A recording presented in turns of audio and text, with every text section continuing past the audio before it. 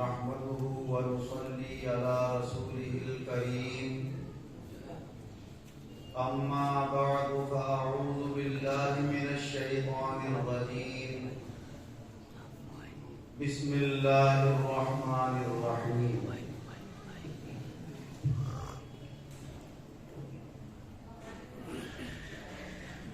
ما آتاكم الرسول فخذوه وما نهاكم عنه فانتهوا واتقوا الله إن الله شديد العقاب. حضرات علماء کرام و معزز حاضرین، حمد و صلاۃ کے بعد قرآن عظیم کا جو حصہ آپ کے سامنے تلاوت کیا، اس میں اللہ تبارک و تعالی ارشاد فرما رہا ہے کہ جو کچھ تمہیں رسول اکرم صلی اللہ علیہ وسلم عطا فرمائیں وہ لے لو، اور جس سے منع کریں اس سے باز رہو، اور اللہ سے ڈرتے رہو، بے شک اللہ سخت پکڑ فرمانے والا ہے۔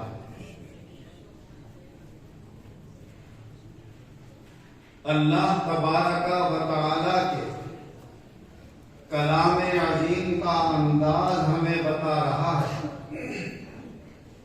کہ اللہ جل شانہ عم نوالہ نے اپنے رسول حضرت محمد مصطفیٰ صلی اللہ علیہ وسلم کو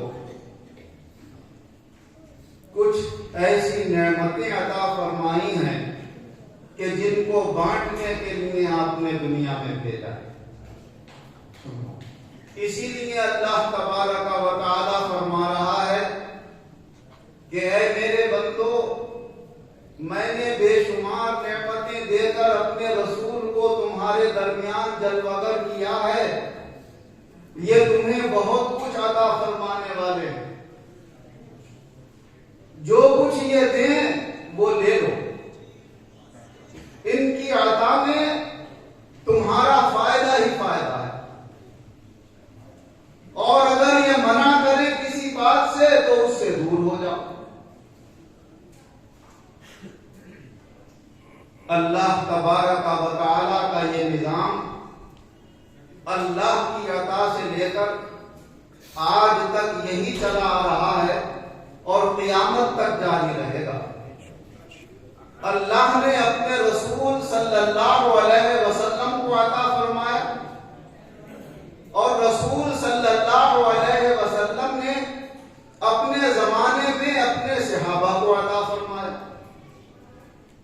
اور ارشاد فرمایا کہ میں اللہ کی یہ نعمتیں تمہیں دے کر جا رہا ہوں، مگر تم بھی اس میں بخل مت کرنا، تم اپنے بعد والوں کو بانٹتے رہنا۔ چنانچہ حضور نبی اکرم صلی اللہ علیہ وسلم نے ارشاد فرمایا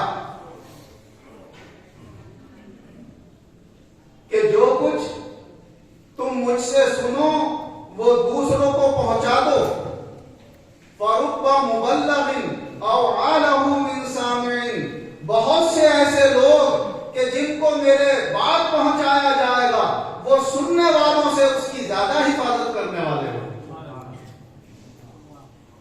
اور فرمایا بلغوا عنی ولو آیا، اگر مجھ سے ایک آیت بھی ملے تو وہ دوسروں تک پہنچا۔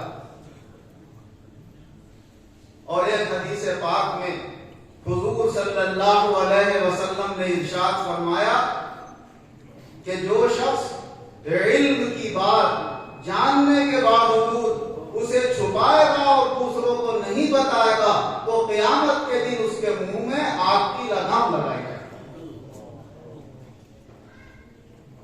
معلوم ہوا کہ حضور نبی اکرم صلی اللہ علیہ وسلم نے بھی صحابہ رضی اللہ عنہم کو جو علمی اور روحانی دولتیں عطا فرمائیں وہ چھپا کر رکھنے کے لیے نہیں، بلکہ وہ اللہ کی طرف سے ان کے لیے بطور امانت دی گئی، اور یہ امانت ان کے بعد والوں کے لیے تھی کہ انہیں پہنچا دینا۔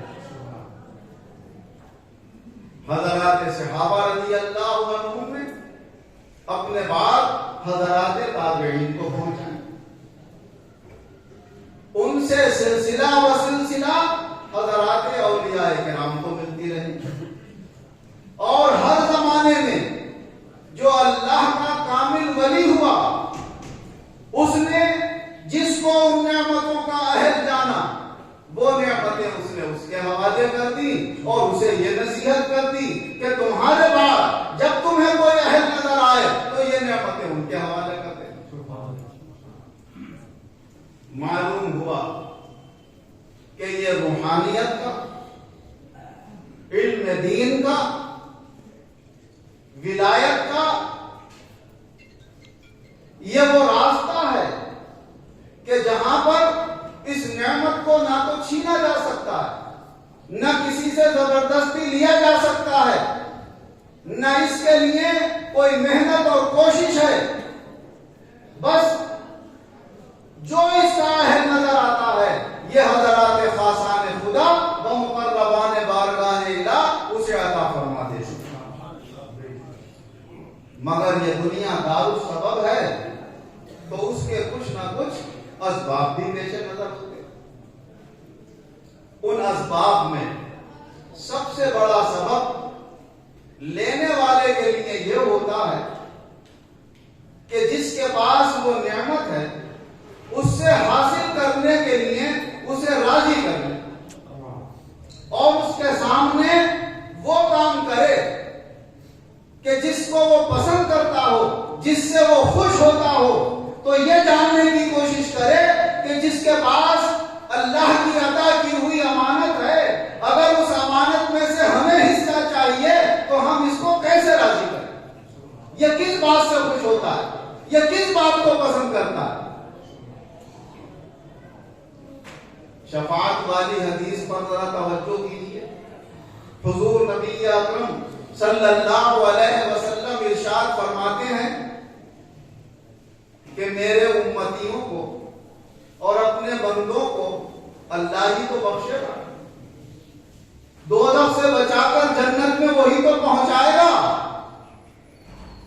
تو اپنے مولا کو راضی کر لوں اس بات کے لیے کہ اے میرے رب تو اپنے بندوں کی تکلیف کو دور کر دے، انہیں دوزخ سے بچا دے اور جنت میں داخل کر دے۔ مگر ایسے ہی نہیں، فرمایا جب رب تبارک و تعالی کے خاص جلووں کے مقام پر میں جاؤں گا تو پہلے سجدے میں گر جاؤں گا اور ایسی اللہ کی تعریفیں کروں گا جو کبھی کسی نے نہیں کی ہوں گی۔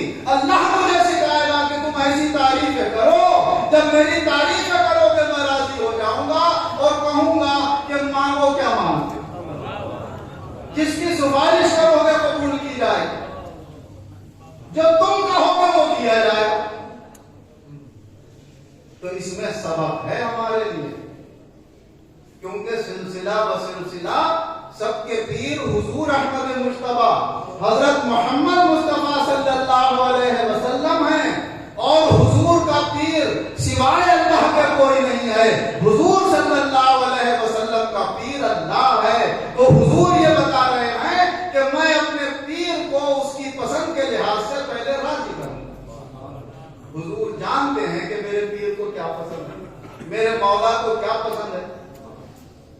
اللہ کو اپنی تعریف پسند ہے، جتنے بھی اچھے انداز سے اللہ کی تعریف کر سکتے ہو اللہ کی تعریف کرو۔ اللہ کو اپنے بندوں کا جھکاؤ پسند ہے تو فرماتے ہیں میں سجدے میں گر جاؤں گا، اس سے زیادہ جھکاؤ کیا ہوگا؟ میرا بندہ جھک کر میرے سامنے میری تعریفیں کر کے مجھ سے مانگے، میں پھر اسے عطا کروں گا۔ اسی طرح حضور نبی اکرم صلی اللہ علیہ وسلم حاصل کر کے اللہ کے بندوں کو دوزخ سے بچا کر جنت میں داخل کرائے۔ یہی حال حضرات صحابہ رضی اللہ عنہم میں ان صحابہ کا ہوا کہ جنہوں نے حضور صلی اللہ علیہ وسلم سے اللہ کی عطا کی ہوئی اعلیٰ نعمتیں حاصل کی کہ ہمیشہ اللہ کے رسول کے سامنے با ادب تہذیب کے ساتھ تواضع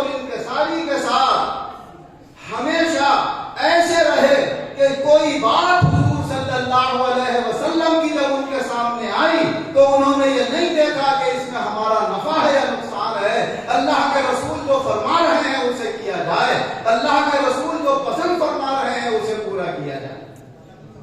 ان میں سب سے اونچا مقام حضرت ابو بکر صدیق رضی اللہ عنہ کا ہے کہ کبھی پوری زندگی کسی معاملے میں یہ نظر نہیں آتا کہ کبھی حضور کے فرمان کے سامنے آپ نے چون و چرا کی ہو کہ میں یہ کیوں کیا گیا اور یہ کیوں نہیں کیا گیا. جو کچھ رسول اکرم صلی اللہ علیہ وسلم نے کیا اس پر بھی آمنا اور صدقنا, جو فرمایا اس پر بھی آمنا اور صدقنا. جو آپ فرما رہے ہیں حق ہے, جو آپ کر رہے ہیں حق ہے.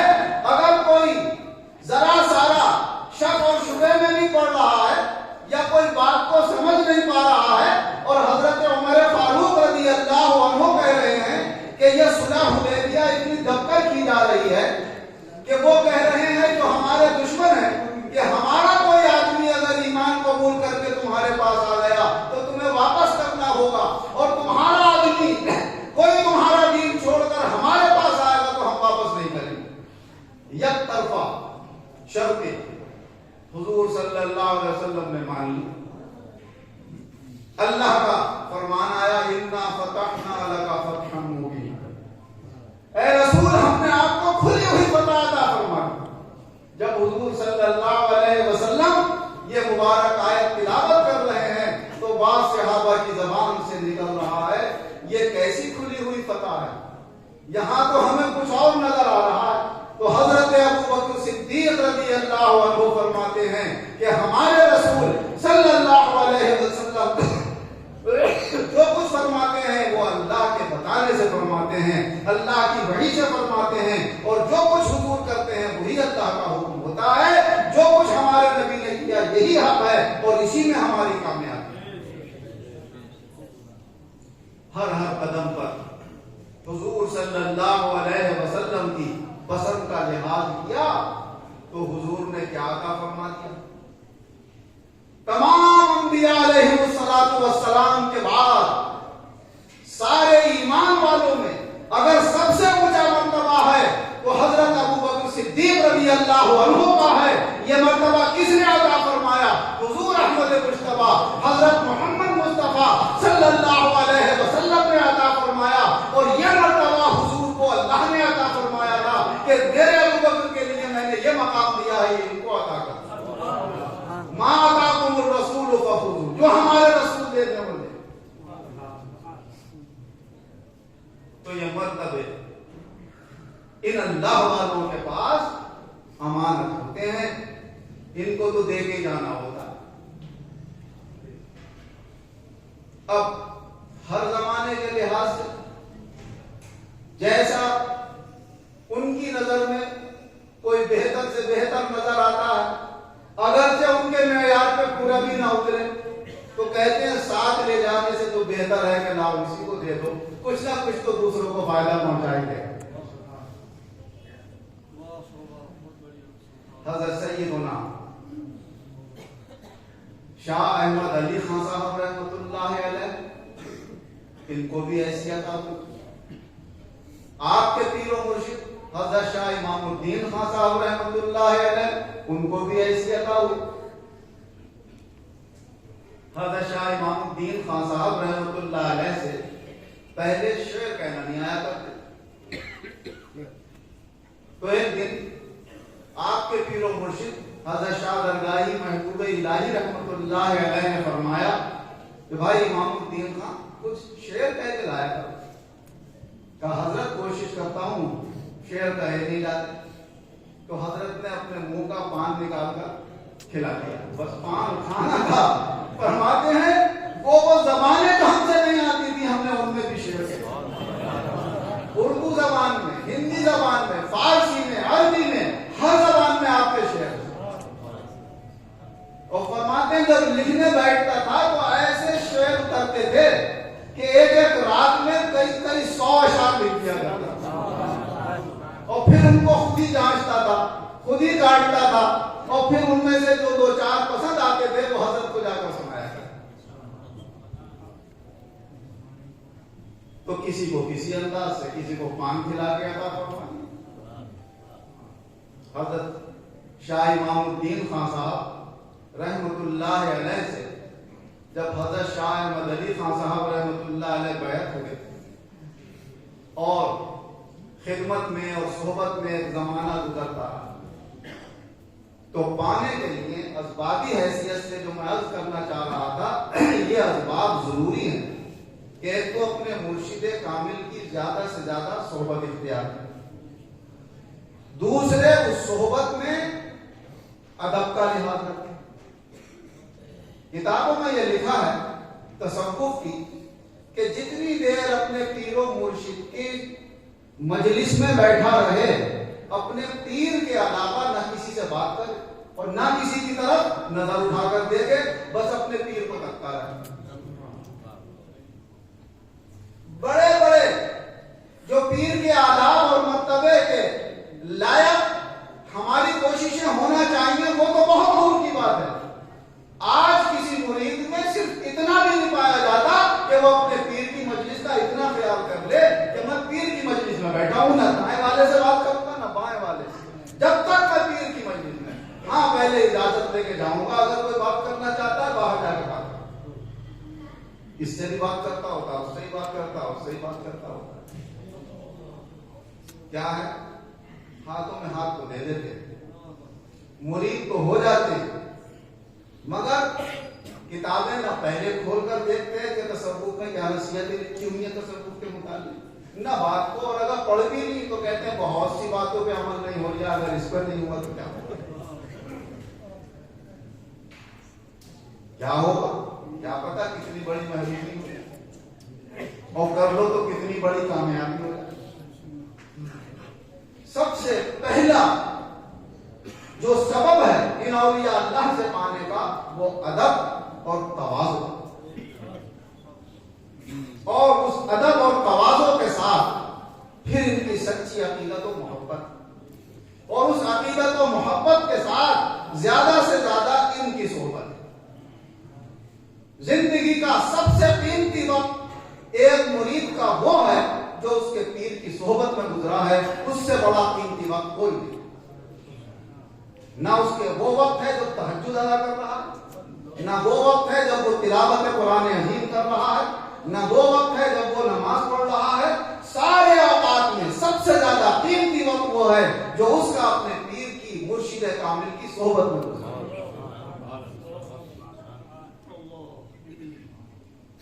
چنانچہ حضرت سیدنا حافظ شاہ کمال اللہ صاحب رحمۃ اللہ علیہ، آپ کو ان کی زندگی کے ابتدا سے لے کر جوانی تک کے احوال وہ پڑھنے اور سننے کو ملیں گے کہ آپ 2 قرآن پاک روزانہ تلاوت فرما لیا کرتے تھے اور استاد کی خدمت بھی کر لیا کرتے تھے۔ ایک مٹھی جو 3 دن میں آپ کھایا کرتے تھے۔ کیسے قیمتی اوقات گزر رہے ہیں اللہ کی یاد میں، اللہ کے ذکر میں۔ مگر جب فرماتے ہیں استاد کے بہت کہنے سے کہ بھائی کسی کے مرید ہو جاؤ، اور اللہ کی طرف سے بھی اشارہ ہوا، غیبی آواز سے بھی اطلاع ملی کہ جب تک مرید نہیں ہوگے اس وقت تک اللہ کے ولی نہیں بن سکتے، تو پھر پہنچے اپنے پیر و مرشد حضرت سید محمد اشرف حیدر حسین رحمۃ اللہ علیہ کی خدمت میں، جو حضرت باقی باللہ صاحب رحمۃ اللہ علیہ کے مزار پر ایک زمانے سے وہاں کی خدمت کر رہے تھے۔ حضرت خود فرماتے ہیں جب میری پہلی نظر آپ پر پڑی تو میں سمجھ گیا کہ میری منزل مقصود مل گئی۔ کیا منزل مقصود مل گئی کہ جب بیعت ہو گئے تو حضرت نے فرمایا بس تم ہمارے سامنے کھڑے رہا کرو یا بیٹھے رہا کرو، مگر ہمارے علاوہ کسی اور طرف توجہ مت کیا کرو، ظاہر سے بھی اور باطن سے بھی۔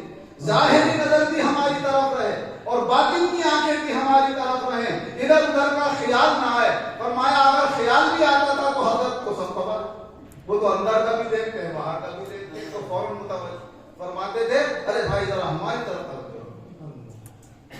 اس طرح جو کم سے کم کی روایت ملتی ہے وہ 12 سال آپ نے اس طرح گزارے۔ مرید ہونے کے بعد کا پھر واقعہ یہ نہیں ملتا کہ آپ کو قرآن پاک روز پڑھتے. تو قرآن پاک تو اللہ کے کلام کی تلاوت ہے. اتنا قیمتی وہ وقت ہوگا جو اللہ کے کلام میں، اس کی تلاوت میں، اللہ کے کلام کو دیکھنے میں گزر رہا ہوگا. مگر یہ اللہ والے ہی جانتے ہیں کہ وہ سمجھ گئے کہ اس سے بھی زیادہ قیمتی ہے کہ اپنے پیر و مرشد کا دیدار کر لیا. دیدار میں ہی مزہ کیا ہے؟ مرشد کی پسند کا خیال کرنا ہے. ہمارے مرشد کو یہ پسند ہے. تو یہ چند اسباب، صحبت، عقیدت و محبت، ادب و احترام، تواضع و انکساری، اور سب سے اہم یہ کہ ہمارا پیر پسند کیا کرتا ہے. یہ آیا رسول اکرم صلی اللہ علیہ وسلم سے کہ میرا پیر کیا پسند کرتا ہے.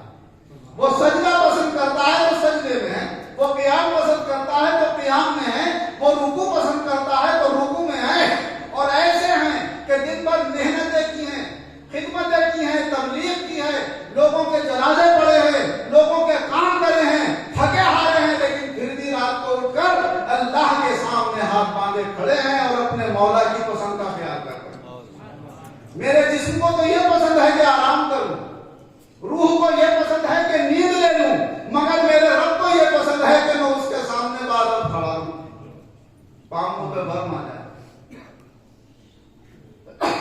4 رکعتوں میں 6 8 پارے آپ تلاوت فرما لیں. حضرت عائشہ رضی اللہ عنہا عرض کرتی ہیں، یا رسول اللہ، اللہ تو آپ پر بڑا مہربان ہے، اس نے تو آپ کو اعلیٰ سے اعلیٰ مراتب دینے کا وعدہ کر لیا ہے، پھر اتنی محنت کی کیا ضرورت ہے؟ یہ اتنی عبادتیں آپ کیوں کر رہے ہیں؟ تو فرمایا، افلا اکون عبدا شکورا، کیا میں اپنے رب کا شکر گزار بندہ نہ بنوں؟ میرے مولا پہ میرے اوپر اتنا کرم تو میں اس کے شکریہ میں یا اس کے سامنے کھڑا ہو کر اس کی عبادت کروں. تو پسند کا خیال ہے. جب پسند پہ چلے گا تو نعمت پائے گا، پسند سے بھاگے گا تو محروم ہوگا. چنانچہ حضرت شاہ امام الدین خان صاحب رحمت اللہ علیہ کو جو امانت ملی حضرت سیدنا فیض بخش شاہ درگاہی محبوب الہی رحمت اللہ علیہ سے، اس نعمت اور اس امانت کو عطا فرمانے کے لیے آپ نے منتخب فرمایا حضرت سیدنا شاہ احمد علی خان صاحب رحمت اللہ علیہ کو، مگر اس کے لیے پہلے ایک سبب بنایا. فرمایا، بھائی ہم کچھ دینا چاہتے ہیں مگر جب ملے گا کہ پہلے ہمارے دروازے پر بھکاری بن گیا، بھیک مانگو گے تب ملے گا، تب دیا جائے گا. ان سے کوئی کہہ دے بھیک تو دور کی بات ہے، اگر کوئی دروازہ بھی کھٹکھٹاتا تھا، کیا میاں ہیں؟ تو فرماتے تھے میاں نہیں، خان صاحب رہتے ہیں یہاں. حضرت شاہ احمد علی خان صاحب رحمۃ اللہ بڑے وفادار، بڑے خوددار اور محنت دار، کسی کی تو باتیں نہیں سن سکے. ان سے کوئی یہ کہہ دے کہ ہمارے گھر پہ بھیک مانگنے آ جانا، تو یہ پہچانتے ہیں کہ بڑے سے بڑا طاقت والا کہیں جھکے یا نہ جھکے، اللہ والوں کے دربار میں سب جھکے. چنانچہ ایک دن حضرت سیدنا شاہ احمد علی خان صاحب رحمۃ اللہ علیہ دوپہر کے کھانے کا وقت تھا، جا کر دروازے پہ بھکاریوں کی طرح آواز دی، اللہ کے نام پہ روٹی دے دو کھانے. تو حضرت شاہ امام الدین خان صاحب رحمۃ اللہ علیہ گھر میں تشریف فرما تھے. اپنی بیوی سے فرمایا کہ وہ ہوگا احمد علی، اس کی آواز لگ رہی ہے، جاؤ روٹی پہ دال رکھ کے دیا دروازے. وہ دروازے میں ہاتھ بڑھا کے روٹی پہ دال رکھ کے انہیں دے دی اور وہیں بیٹھ کر انہوں نے کھایا. بس دال روٹی کا کھانا تھا اور ایک بھکاری بن کے دروازے پر آنا تھا. تو یہ مرتبہ اور یہ نعمت عطا فرما دی کہ جس نعمت کے سلسلے یہاں سے کس طرح جاری ہیں سب کو نظر آ رہے ہیں، اور پوری دنیا اس کا حصہ کر دیا. یہی حال ان حضرات کی عطاؤں کا اپنے بعد والوں کے لیے. حضرت نے یہ نعمت حضرت شاہ خان محمد خان صاحب رحمۃ اللہ علیہ کو عطا فرمائی، انہوں نے حضرت مولانا شاہ وزیر محمد خان صاحب رحمۃ اللہ علیہ کو عطا فرمائی، اور انہوں نے پھر وہ نعمت حضرت قبلہ خطیب اعظم مولانا شاہ وزیر الدین احمد خان صاحب رحمۃ اللہ علیہ کو عطا فرمائی، اور حضرت نے بہت سے اپنے خلفاء مقرر فرمائے، سب کو ان کی صلاحیتوں کے لحاظ سے نوازا، اور ہم تو یہ سمجھتے ہیں کہ سب سے زیادہ بڑی نعمت آپ نے ہمارے پیر و مرشد حضرت مولانا مولوی شاہ ریاض الدین احمد خان صاحب رحمۃ اللہ علیہ کو عطا فرمائی۔ تو یہ سلسلہ رکنے والا نہیں ہے، یہ تو قیامت تک جاری رہے گا۔ اب کس کے حصے میں ہے، کون ان حقیقتوں کو سمجھ لے اور پہچان لے اور لینے کا وہ طریقہ سیکھ لے، ملے گا اسی طریقے سے۔ اسی لیے اللہ تبارک و تعالی نے قرآن پاک میں ایک طرف ہمیں تقوی اختیار کرنے کا حکم دیا ہے، تو دوسری طرف اللہ والوں کی صحبت اختیار کرنے کا حکم دیا ہے۔ اور کسی شاعر نے کیا خوب کہا ہے کہ یک زمانہ صحبت باولیاء بہتر از 100 سالہ طاعت دے دیا۔ تو کسی اللہ کے ولی کا ہی کلام ہے، پہچاننے والے کا یہ کلام ہے کہ ایک طرف 100 سال کی ایسی اطاعتیں، عبادتیں، ریاضتیں جو خالص اللہ کی رضا کے لیے کی گئی ہوں، اور دوسری طرف ایک لمحے کی اللہ والے کی صحبت، فرمایا ایک لمحے کی صحبت زیادہ وزنی ہے اس کے مقابلے میں جو 100 سال کی تم نے اطاعتیں۔ اور حقیقت بھی حضور نبی اکرم صلی اللہ علیہ وسلم کا کسی نے دیدار کیا، اسلام قبول کیا اور ادھر انتقال ہو گیا، تو وہ کیا ہو گیا؟ صحابی رسول ہو گیا، اور اتنا اعلیٰ اس امت میں اس کا مرتبہ ہو گیا کہ کوئی تابعی ہو یا کوئی ولی ہو، ساری زندگی عبادتیں اور ریاضتیں کی ہوں، اللہ راضی ہو گیا، اللہ کے رسول راضی ہو گئے، ولایت کے مرتبے سے سرفراز کر دیا، مگر پھر بھی وہ صحابی کے مرتبے کو نہیں پہنچ سکتا۔ جس نے کچھ نہیں کیا اس نے حضور کی صحبت سے وہ حاصل کر لیا جو بڑی محنت سے کوئی پوری زندگی میں بھی حاصل نہیں کر سکتا۔ آج شیطان دلوں میں وسوسے پیدا کر رہا ہے، لوگوں کو گمراہ کرنے کی کوشش کر رہا ہے، عقل زیادہ چل رہی ہے اور دل کو کم دیکھا جا رہا ہے۔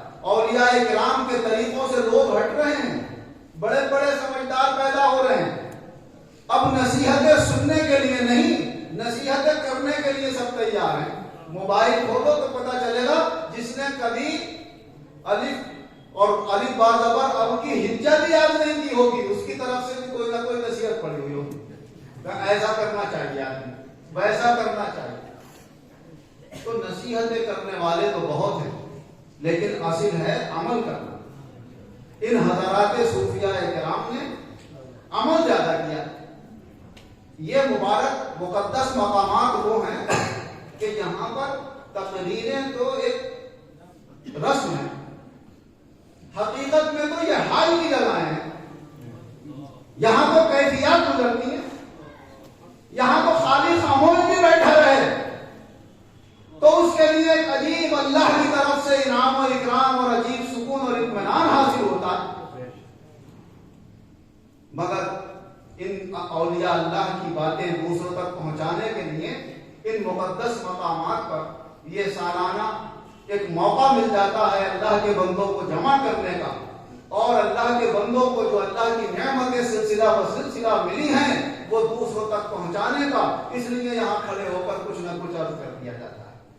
تو میں نے بھی ایک خاص نقطہ اپنی حد تک جو اللہ نے دل میں ڈالا ان حضرات کے وسیلے سے یہ ظاہر کرنے کی کوشش کی کہ یہ نعمتیں جو سلسلہ و سلسلہ چلی آ رہی ہیں، اس کا سب سے بڑا جو سبب ہے حاصل کرنے کا وہ یہ ہے کہ ہر مرید اپنے پیر کی پسند کا خیال کرے۔